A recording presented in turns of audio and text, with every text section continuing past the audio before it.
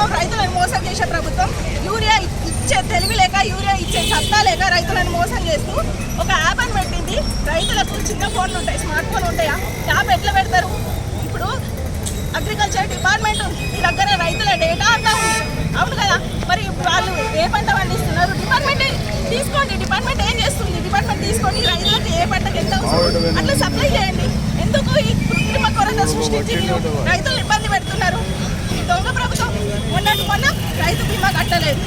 ఒక రైతు చనిపోతే వాళ్ళ కుటుంబ పరిస్థితి ఏంది? రైతు బీమా కట్టకుండా ఈ ముఖ్యమంత్రి ఏం మెసేజ్ ఇస్తున్నాడు అంటే రైతుల మీద నిర్లక్ష్యం. రైతులు అంటే నిర్లక్ష్యం. రైతు పండిస్తేనే కదా మనం కుక్కడి బువ్వ తినేది. రైతు చేస్తేనే కదా మనం కుక్కడి బువ్వ తినేది.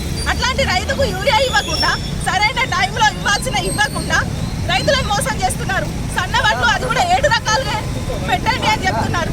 ఇదేంటి? అంతటా సన్నవడ్లు పట్టుతాయా? ఒక్కొక్క ప్రాంతంలో ఒక్కొక్కటి పట్టుతుంది. దొడ్డు వడ్లు కొనకుండా నీకు పాలన చేత కాకపోతే దిగిపో, అంతేగాని ఇట్లా రైతులను మోసం చేయకు. మేము ఎప్పుడు మా పార్టీ రైతుల పక్షాన ఉండి తప్పకుండా రైతుల పక్షాన కొట్లాడతాం. ఖబర్దారని ఇప్పటికైనా మీరు యూరియాను రద్దు చేసి రైతులకు కావాల్సిన యూరియా సప్లై ఇవ్వకపోతే ఈ ఉద్యమాన్ని ఇంకా ఉధృతం చేస్తామని ఈ సందర్భంగా నేను హెచ్చరిస్తున్నాను.